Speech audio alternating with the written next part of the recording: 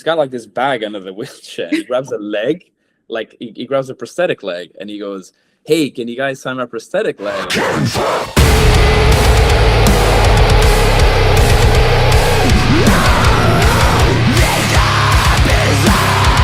How are you guys going today? Yeah, we're good. I think we've been very excited since the beginning of the process of this EP, to be honest. And every single week is just like something new, because we've done a little build up, and then it's been the first single. Second single is actually this Friday. So I think it's just excitement after excitement, and like, you know, the expectation of like what's to come. But yeah, a bit tiring process, but exciting process. Yeah, definitely. And obviously, Smell the Rot has been out just shy of a month now, isn't it? It's a month and 4 days, I think. Oh, just over a month then. Yeah. How's the reception been for that one? It's been nuts. We've never had a song do this well, and that's in so short a time frame. It's now, I think if you add up, you know, streaming plays, YouTube, and just other bits and pieces, I think we're on 12,000 now total, which is a hell of a lot for us. Like, you know, that's relatively small numbers for established bands. For like an underground band like us, we've never experienced anything like that. So it's really, really exciting. As George is saying, you know, dropping bits and pieces, but then seeing all that work actually lead to progress that we didn't know we were capable of is quite exciting. Yeah, absolutely. I mean, what was the kind of the process behind the IP? Did you have, you know, the title track sort of written, and then you sort of wrote the rest of the songs around it? Did you have kind of a vision in mind for it?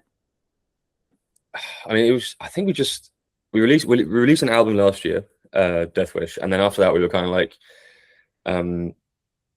we had just had some like unused ideas lying around that we were kind of like, we're riding high right now.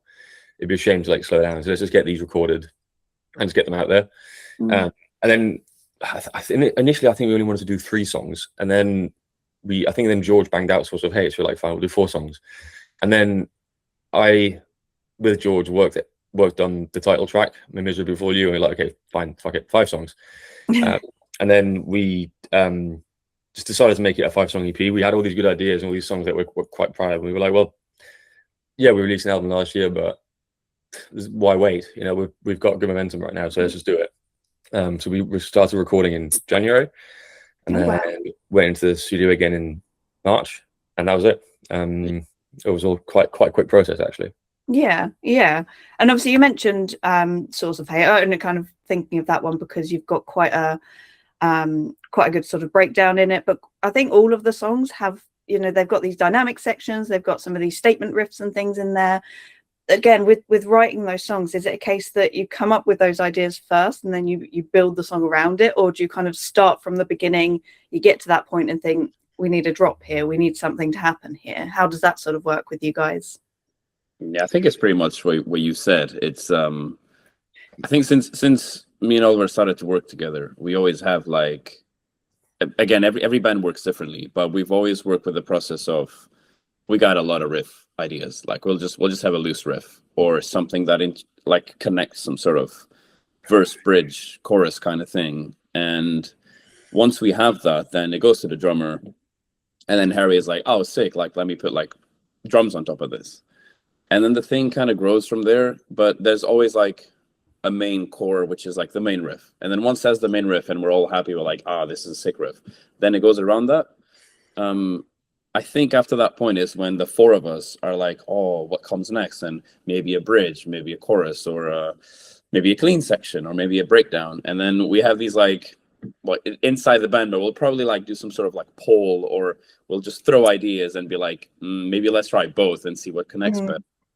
But I think that is the process of, I don't know, making a song. It's not easy, but it's fun, because obviously 4 people have 4 different music tastes. But that's when it gets interesting, because I've got my, I don't know, Trivium kind of touch. Oliver likes his Black Dahlia Murder. So once you fuse those 2, it's like, oh, well, that's cool. At least for us. So I think that's the main process of composing. And then eventually we like to give titles automatically to the riffs, but that's like what we're feeling on the moment of what the message could be from that song. So 90% of the time I would name something, or Oliver would be like, oh, this is the name of the song because of this reason. And then Adrian will pretty much be like, okay, I'll write about it. And that's it. Yeah, the feeling of the riff that we're writing is usually what inspires the title. So every song on this EP, I think a lot of bands, they'll do lyrics first, or like, you know, the vocalist will write the lyrics, or the band will write the lyrics and then come up with the title. But we're kind of like, nah, this came to my mind while I was writing this song. I think we should call it this. And then Adrian will sort of work his lyrics around that. And one thing that we do as well to write, and we rely quite heavily on Guitar Pro. It's like super nerdy stuff, but it allows you can actually tab out your own riffs, and then you can write drums to it.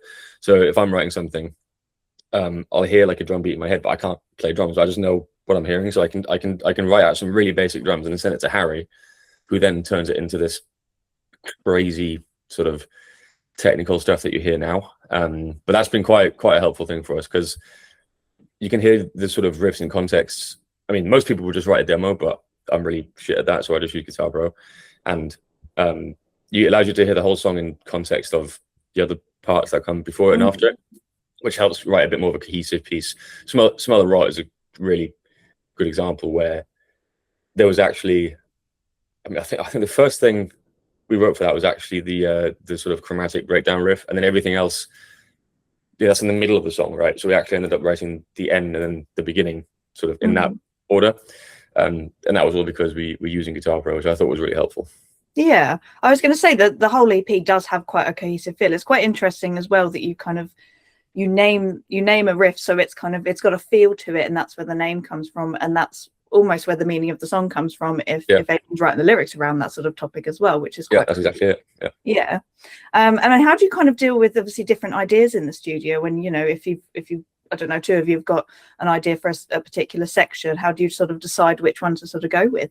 I think we're quite democratic. We're just like, we try not to be like to have too much ego about it. So we're just like, if I've got an idea, but George has one too, and everyone's like, well, I think what George has prepared here, or what Harry's prepared here, or, you know, sometimes Adrian will come up with like a sample section for like background stuff.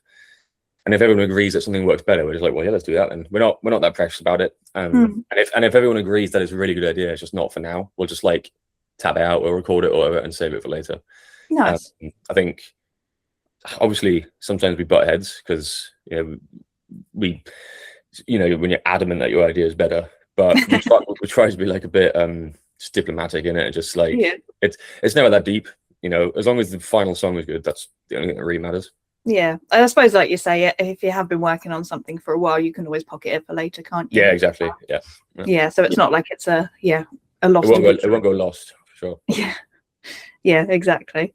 I was just thinking whether, you know, this is from this EP or even obviously your debut, Death Wish. Has there been a song that has been really, really fun to write? You know, all of you guys have just been sort of flowing, or, you know, it was just having like a funny backstory behind it. A few things that I love across everything we've composed, and to be honest, sometimes it's not even just about a specific song, it's about a specific like riff.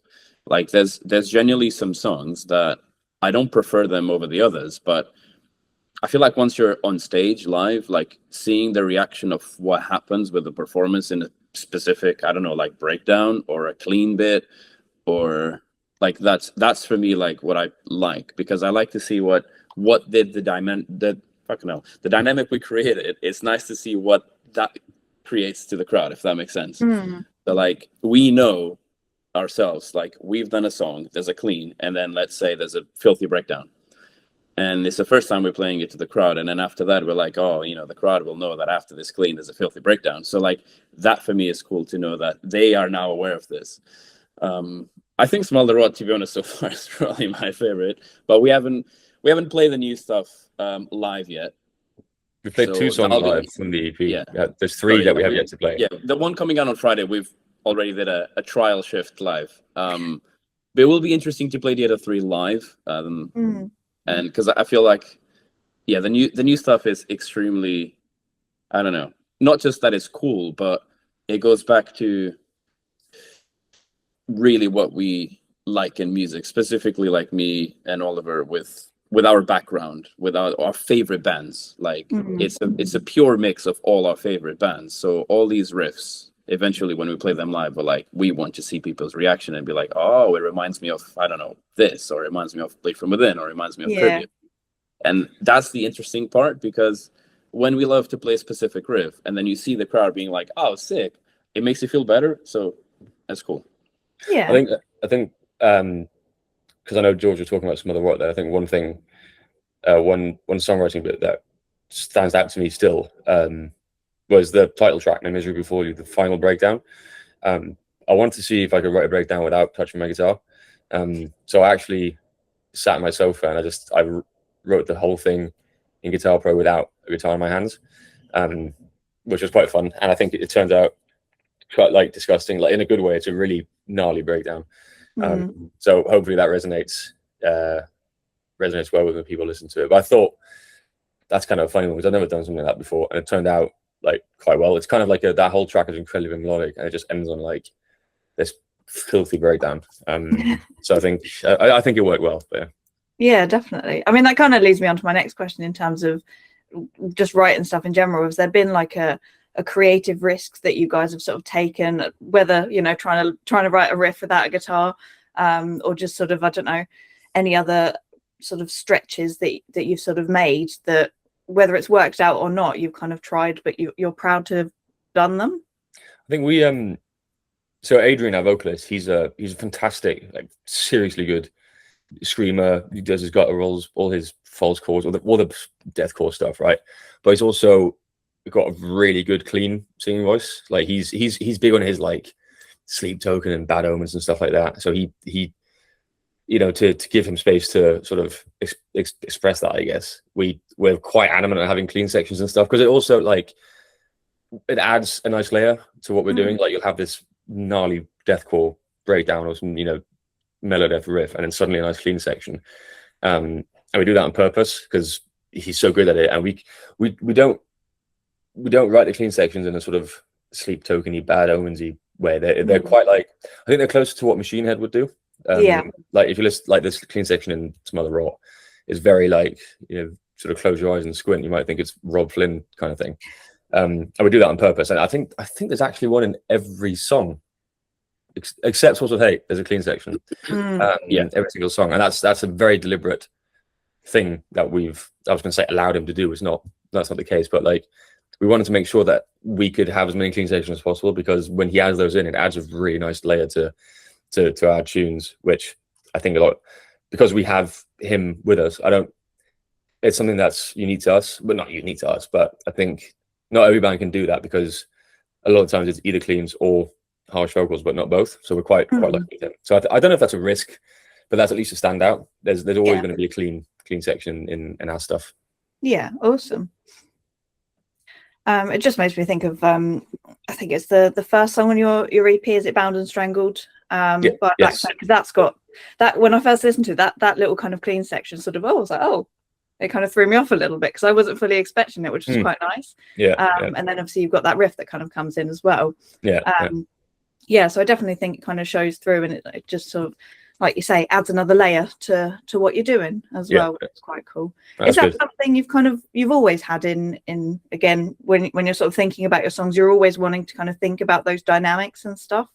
Is that something? For sure. Like, definitely. I think that the more we create, we don't do it on purpose to have as many as possible of these like weird, twisty, dynamic moments. But I've always been a really big fan of the concept of a song having like a calm before the storm moment.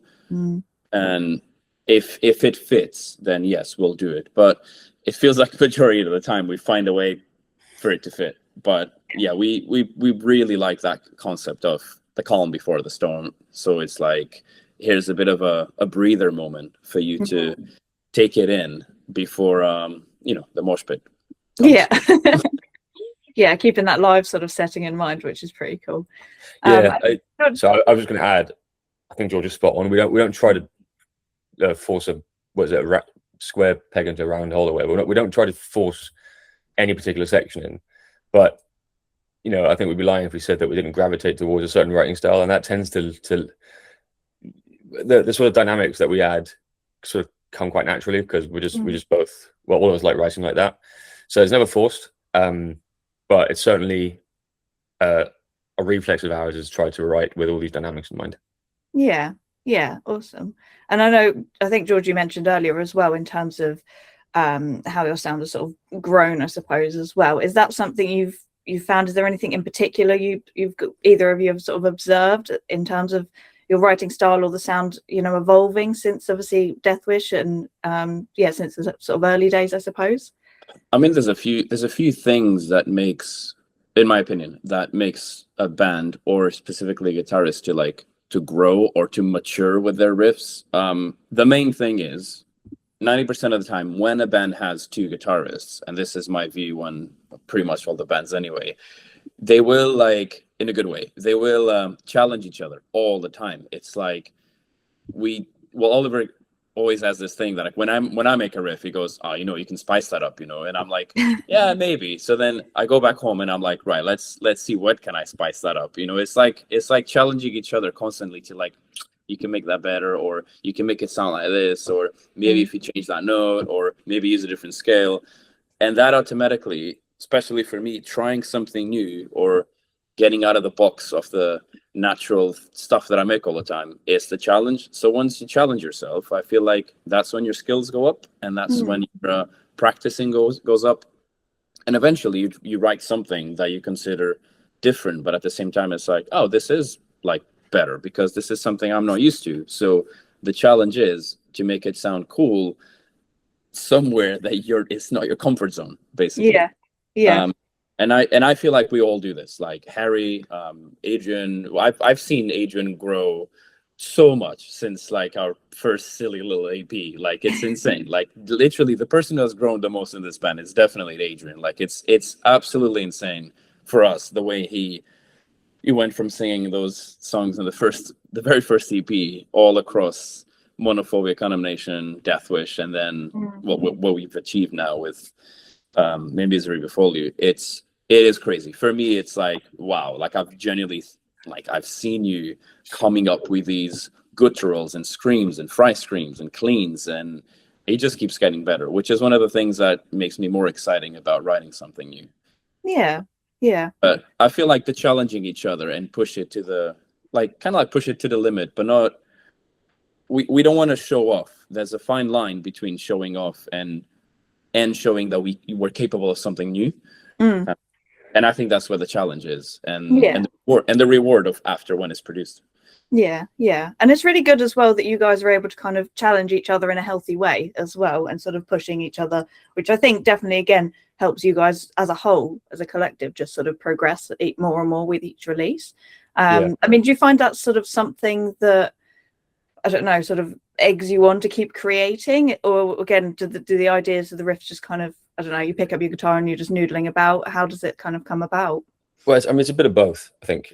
Healthy competition, like you say, and obviously, the joy of writing and performing comes first. But we also realize that to stand. I mean, the bar for quality is so high. Today is so fucking high that bands are so good, and they're also, like, getting really good much younger. And you've got us. We're all in our 30s except Harry. So we're kind of like, well, fucking hell, we need to really try and push ourselves here. So. It's not a question of trying to be better than everyone else. It's just trying to be better than ourselves. We don't like to, how can I explain this? We just want to know that we did everything that we could to make something good.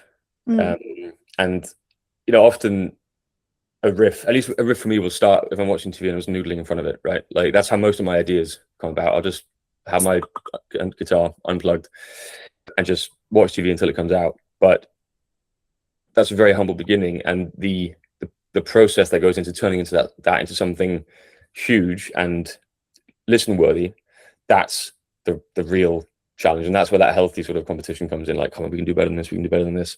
Like, I think we get really annoyed if we know that we didn't do everything we could, basically.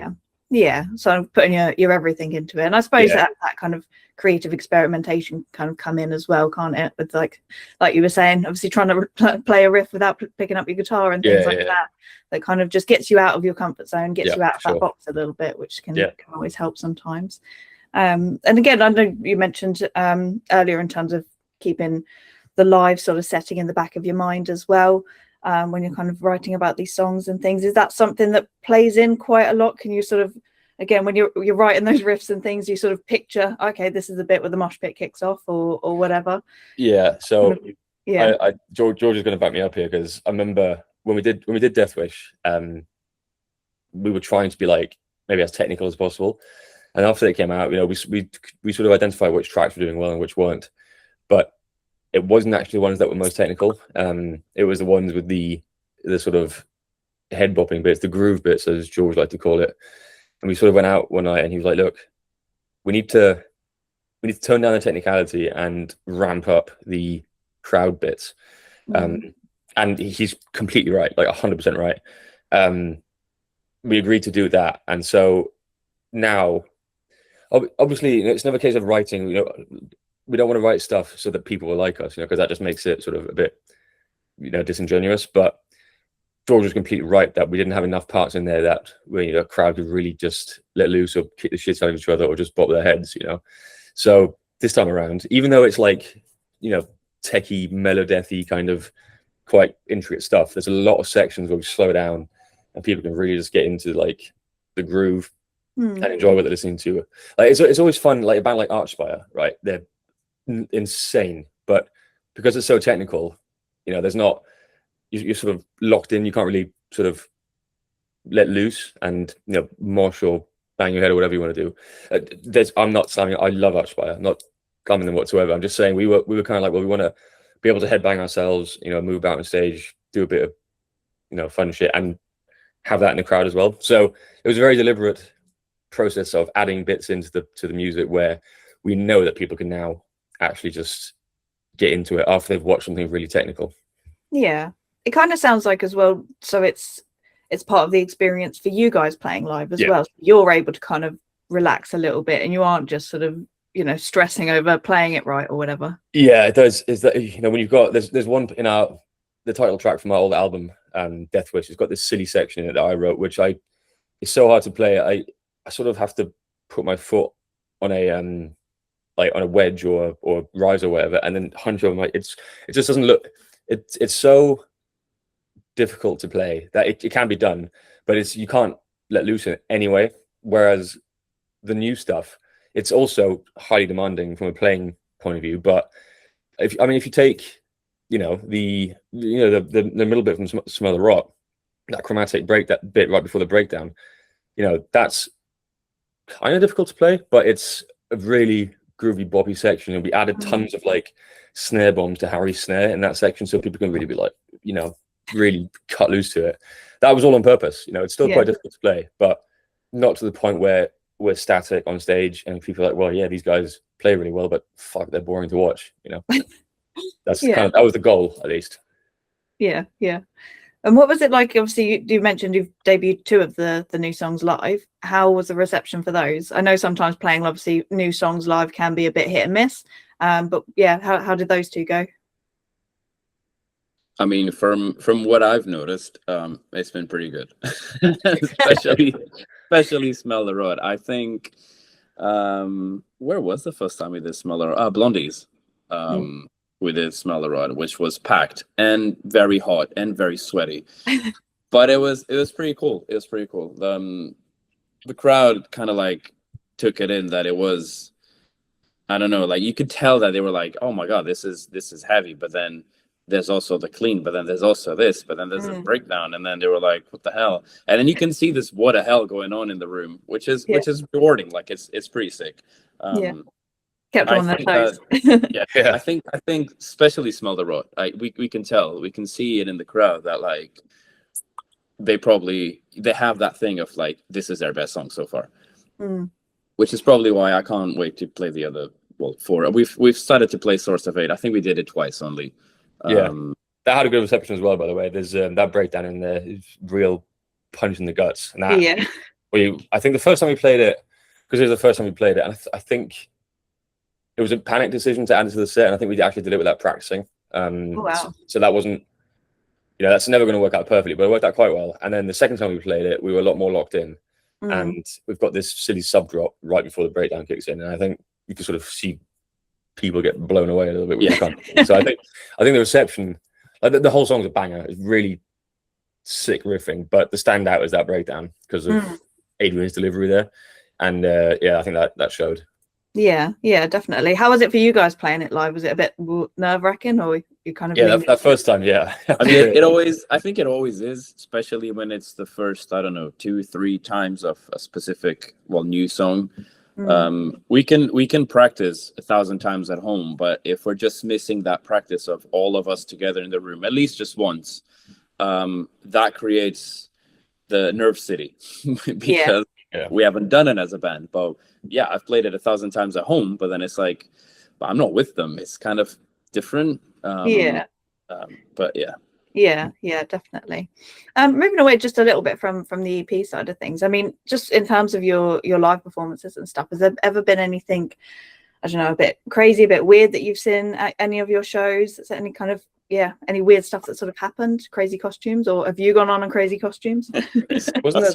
Wasn't there that guy who made you sign his prosthetic leg or something, George? Yeah, I think that this is probably our favorite, not highlight or like favorite story, but it was cool and it was weird because this was a couple years ago. And again, it's funny when we're a bunch of nobodies and we go to whatever city, but we played in Cardiff, and then there was a dude on a wheelchair, and he was enjoying every single song, right? And he's just there, like, well, he's sitting, but he's trying to move. You can see that he's like exciting about everything.